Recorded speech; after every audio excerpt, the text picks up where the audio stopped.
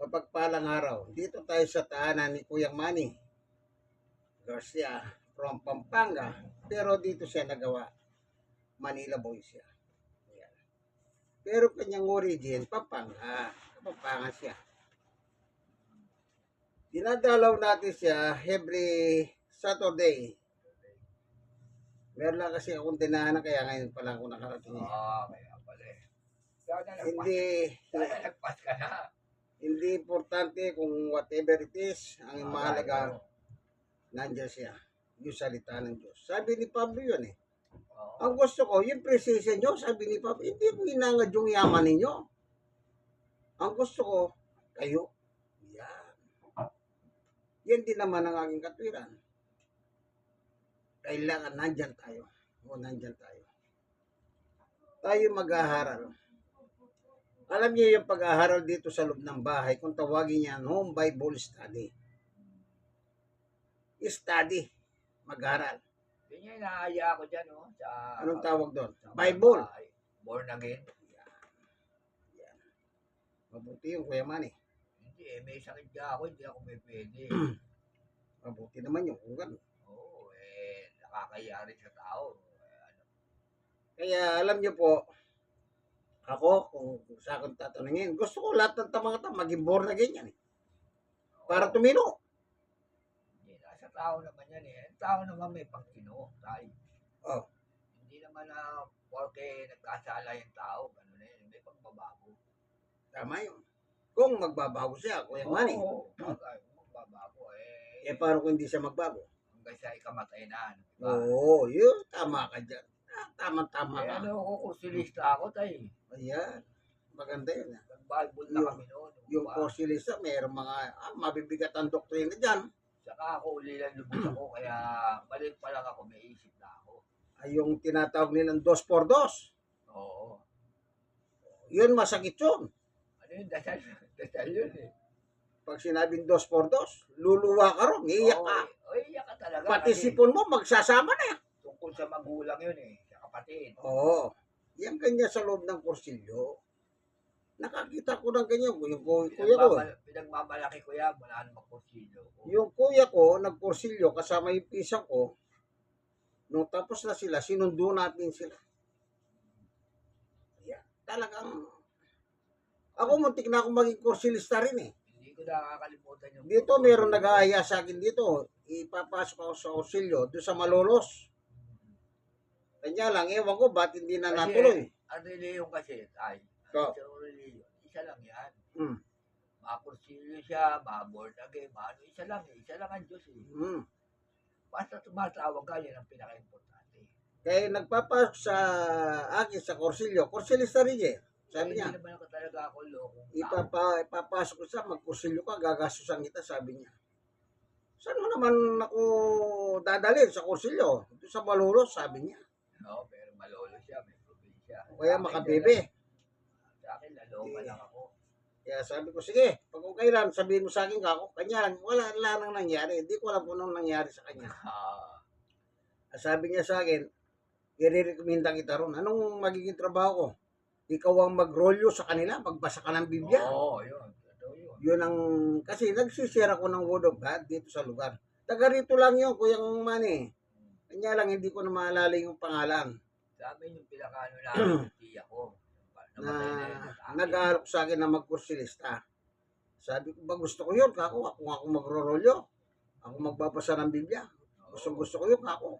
Kanya lang, hindi natuloy. Pero napakasarap. Napakasarap. Kaya gusto ko rin makita yung mga kinukwento nila. Yun ang gusto ko rin eh. Gusto ko makita, maranasan yung mga kinukwento ng mga kursilista. Actually, nung nasa Pampanga ako, nag-aaral ako sa Pampanga, sa may Makabebe. Yung tiyuhin ko, kursilista. Oh. Dinadalaw pa siya ng manyanita. Oo, totoo yan. Inaawitan. Lalo na pagpatay na, sa dalawi ka lang talaga dyan. Doon. Sa Makabebe. Meron pa kami ano dyan, no? si De La Cruz. Malaki po yung kursilyo house doon sa Makabebe. Kung inyong maalala, sa plaza yun, malaki yun. Malaki yan, sa probinsya. Sa Makabebe. Yung Cursillo House. Sa akin dito sa Holy Family lang, sa ano, sa Laloma, sa Basantos. So wala naman pong problema yan. Ano man ang reliyon mo o kinahaniban mo. Ako, yan ang sinasabi ko. Ano man ang reliyon na kinakahaniban mo, walang problema sa akin yan. Ang may problema lang doon sa mga iba. Pero for me, wala yan. Pero pag napasok ka, maraming pagbabago. Kanya lang, sa isang banda, meron akong nakita na hindi naging maganda ang bunga niyan. Bagay, meron din. Ito Meron talaga. yung kwento ko lang po. Sa tabing ilog, yung Kuya Manny, sa may highway. Si Ray, yung Ray, na nakilala ko yon, yung palang tatay niya. At saka pinagmulan ng nanay ko, isang lugar lang sa Tarlac, sa may Paniki. Ngayon, nung naayos sa mga kwento-kwento namin, dalawa, nagkwento kami. Parang magkamag-anak pa kami. Dahil sa nanay ko. Kaya, ano pinili nyo sa ama? Bautista ako. Bautista ka, mapangat talaga. Kaya, yung Ray, sabi niya, ipinasok ko yung anak ko sa Cursillo. Pero sabi niya, nang lumabas sa Cursillo, lalong naging demonyo. Kaya ko siya pinasok sa Cursillo, sana mapabuti siya. Sa tao naman talaga. Ngayon, nagabula sila ng itak eh. Grabe. Sila magtatay. Nakita ko, nandun ako eh. Dumating ako, sabi ko, ba't may nabol ng itak yung anak mo? Galit na galit siya. Pinasok ko nga sa Cursillo para tumino eh. Yung pala, mas lalo maging demonyo. Di, meron silang, kung ano man yung alitan nila, sabi ko, alam mo, yung ginawa mo, inabol mo, paano kung nabutan mo yung anak mo, napatay mo, eh di criminal ka. Eh kung naman mahagaw ng anak mo yung itak mo, at sa'yo naman itinarak yung itak at namatay ka, patay ka, criminal naman ang anak mo. Alam niyo po yung ganyang bagay. Bago kayo gumanon. Pili mo nga siya sobrang. Gusto mo sobrang? Wag. Mag-isip po kayo. Mag-isip po kayo, kaibigan. Kaya, alam nyo, lagi ko sinasabi sa mga Bible study, kung may problema, magdasal muna kayo. Ayan. The best. Magdasal muna kayo. Halimbawa, merong emergency sa bahay, magdasal muna kayo. Huwag kayong magmadali. Kasi, under control ng Diyos ang lahat ng bagay. Pag nagdasal ka, pinapasa Diyos mo yung problema. Humingi ka ng tulong ng Diyos. Di ba napakaganda, ano po? Kaya hindi yung irita dito, irita.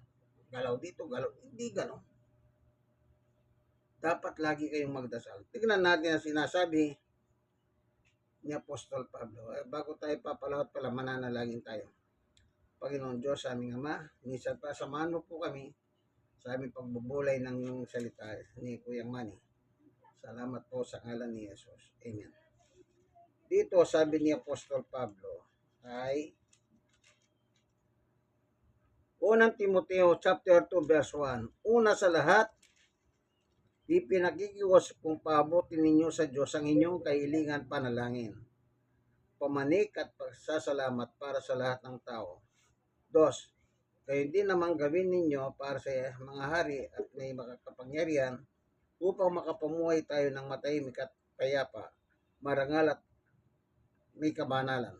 3. Ito ang mabuti at nakalulugod sa Diyos na ating tagapagligtas. 4. Nang ibigay maligtas ang lahat ng tao at makamtan ng katotohanan. Mabuti ito, sabi ni Pablo. Hangalin, manalangin tayo. Una sa lahat, manalangin, sabi niya. May problema, manalangin. Hindi yung iba kasi may problema na hindi pa sila, bawa sa isang bahay, may sakit may sakit. Anong ginagawa ng tao? Ay, tumawag ka ng doktor. Ay, tumawag ka ng ambulansya. Ay, tumawag ka ng ganito. Hindi. Ang gawin nyo muna po, manalangin kayo sa bahay. Bakit? Ayan nyo ang Diyos. Ang Diyos ang may hawak ng buhay. Ang Diyos din po ang babawi ng buhay. Dapat ganun tayo. Yun ang dapat nating maging ugali. Laging mapagpanalangin. Sabi ni Pablo. Kaya tayo po, dapat nabubuhay tayo sa panalangin. Unang-una, utos yan. Dito pa sa unang Thessalonica, chapter 5,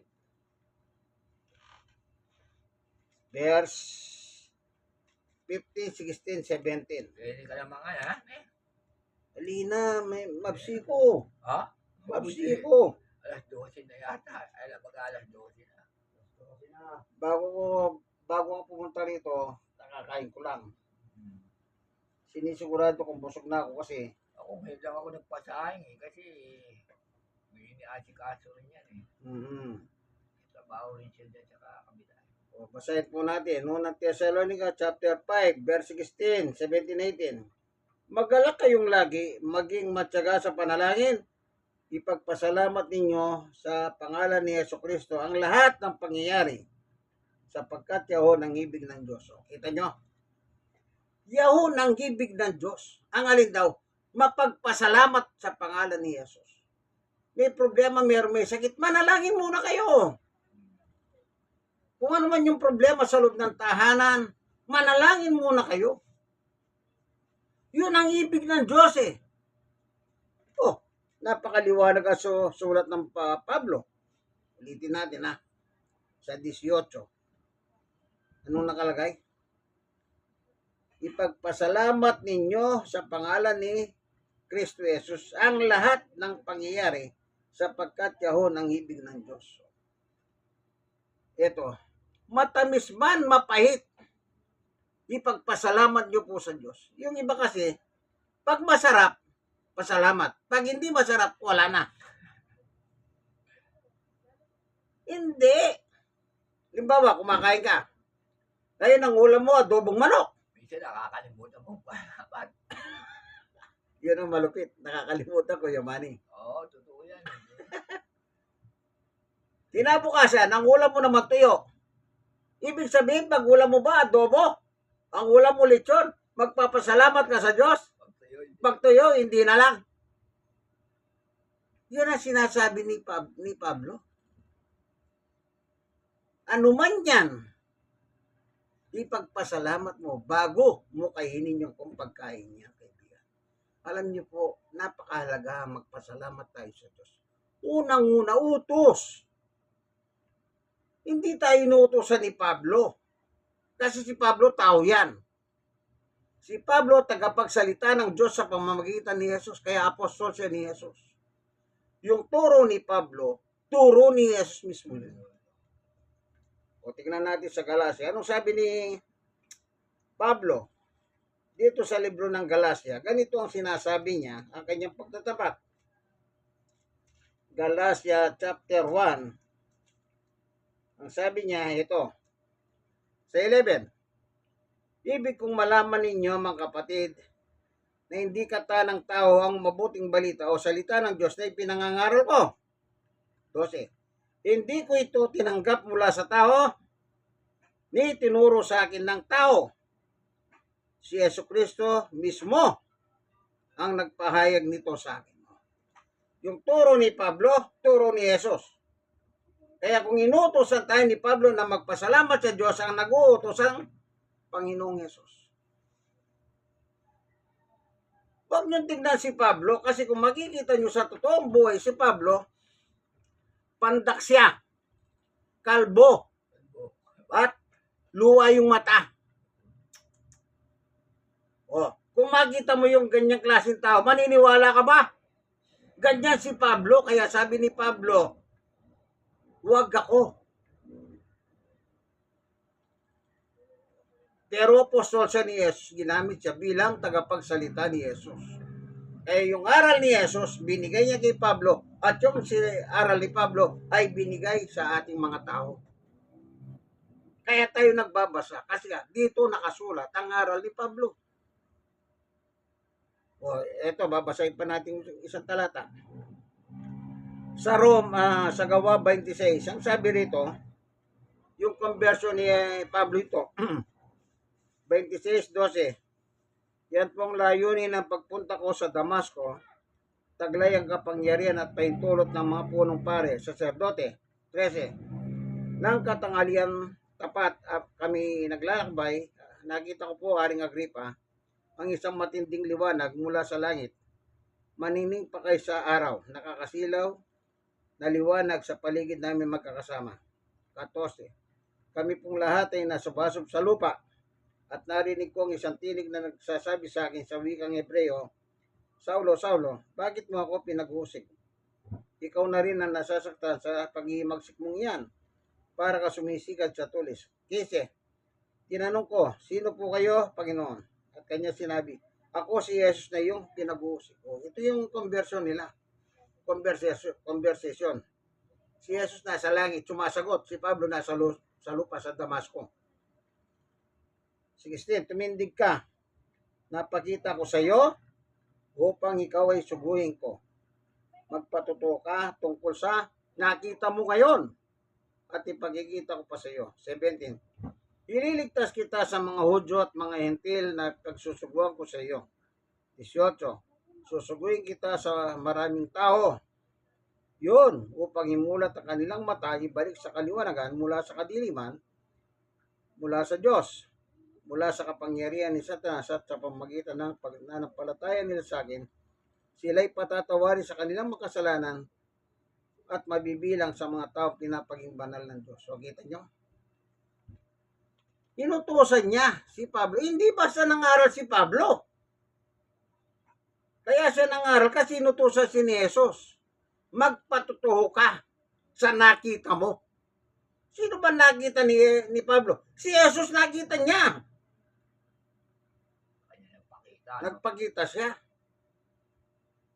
So, yung nakita ni Pablo, yung tinuro ni Jesus kay Pablo, yun ang kanyang tinuturo sa atin ng mga tao naman.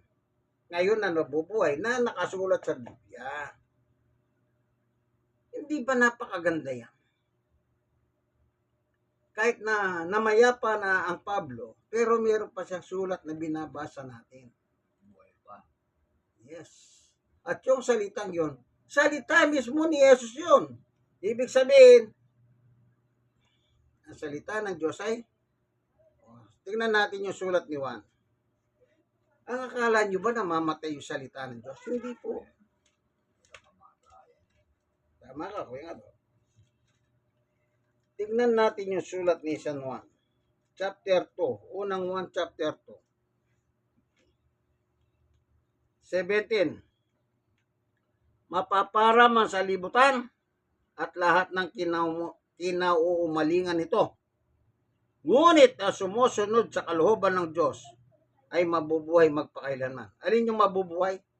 Yung sumusunod sa kalooban ng Diyos. Anong gagawin mo? Sundin mo yung kanyang aral. Yung kanyang salita. Yun. Yun ang susundin mo. Wala kang iba susundin. Yung salita ng Diyos, mananatili magpakailanman. Isang talata pa, kay San Pedro naman. Dito sa unang Pedro. Chapter 1 din. Alam niyo kaya nagbubuklat tayo ng Biblia para huwag tayo mapagbintaan nagyayabang. Ito. Unang Pedro 1:25. Ngunit ang salita ng Panginoon ay mamamalagi magpakailanman. Kita nyo? Mamamalagi magpakailanman. Ibig sabihin, walang katapusan ang salita ng Diyos. Kaya ito ang ating pinangangaral sa mga tao. Bakit?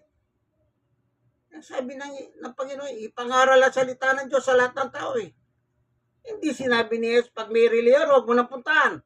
Lahat naman ng tao, may reliyon sino ba pangangaralan mo kung ganon?